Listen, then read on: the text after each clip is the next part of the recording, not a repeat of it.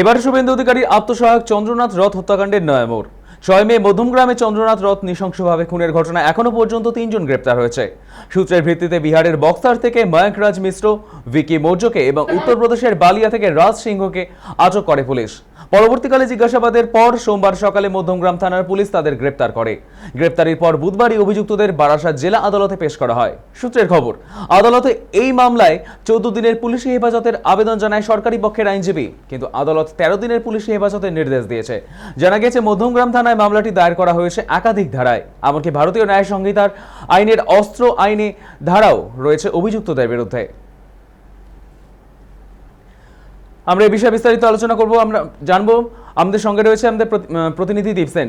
দীপ, এই যে এখনো পর্যন্ত শুভেন্দু অধিকারীর আত্মসহায়ক খুনের ঘটনায় 3 জন গ্রেপ্তার হয়েছে, তাদেরকে বারাসাত আদালতে পেশ করা হয়েছে। পরবর্তী আপডেট কি জানতে পারছো?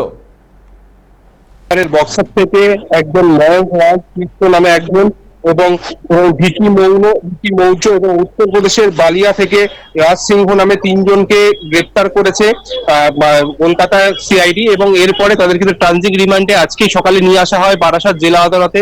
সেখানে তাদের পেশ করা হয় এবং প্রথমে সরকারি পক্ষের যে আইনজীবী তিনি 14 দিনের পুলিশি হেফাজত চাওয়া সত্ত্বেও কিন্তু 13 দিনে তাদের পুলিশি হেফাজত মেলে।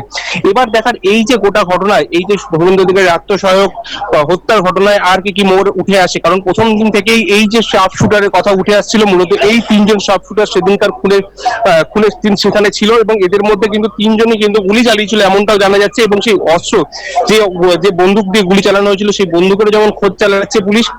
এবং গোটা ঘটনার জেরে কিন্তু রাজ্য একটা এসটিএফ সিট গঠন করেছে এবং সেই সিট কিন্তু পরবর্তী তদন্তে এগিয়ে নিয়ে যাবে। পাশাপাশি কিন্তু এর সাথে আরো কেউ জড়িত আছে কিনা সেটাও যেমন খতিয়ে দেখছে সিআইডি। পাশাপাশি কিন্তু সিট যেটা ঘটনা হয়েছে সেই সিটের আধিকারিকেরাও কিন্তু আজকে বারাসাত জেলা আদালতে আসে এবং তাদের হাতে অস্ত্র হস্তান্তর করা হয়। সেই 3 জন যারা গ্রেপ্তার করা হয়েছে 3 জনকে, এবং পরবর্তী সময় এই ঘটনায় আরো কেউ জড়িত আছে কিনা সেটাও যারা খতিয়ে দেখছে। সৈকত, দীপ, পাশাপাশি কি কারণে এই খুন সেটা কি জানা যাচ্ছে কোনোভাবে?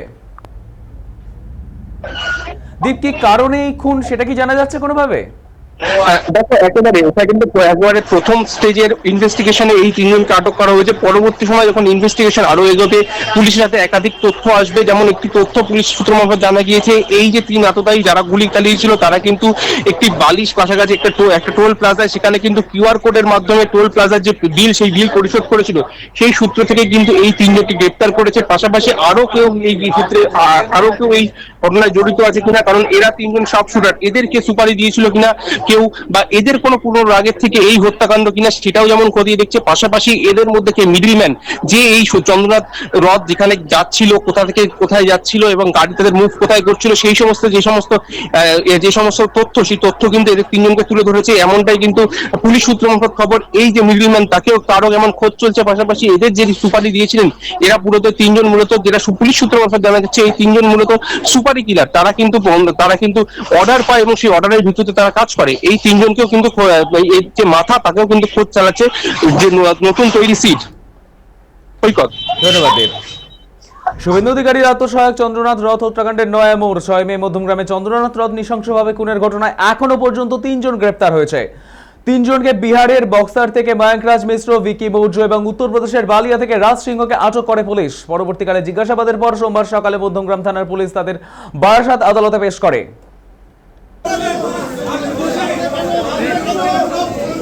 আমরা 3 জনে যে আজকে প্রডিউস হয়েছে তাদের জন্য আমরা পিসিপিআর ছিল আমাদের 14 ডেজে। লার্নেড কোর্ট 25th অব্দি আমাদের পিসিপিআরটা অ্যালাউ করেছে। আমরা সেকশন অ্যাডিং এর প্রেয়ার করেছিলাম প্রমাণ লোপারের, সেটা লার্নেড কোর্ট অ্যালাউ করেছে। এবারে 25th ডেট আছে, দেখা যাক কি হয়। এখন আমরা ইনভেস্টিগেশনে কিচ্ছু ডাইভার্জ করতে পারবো না, সরি।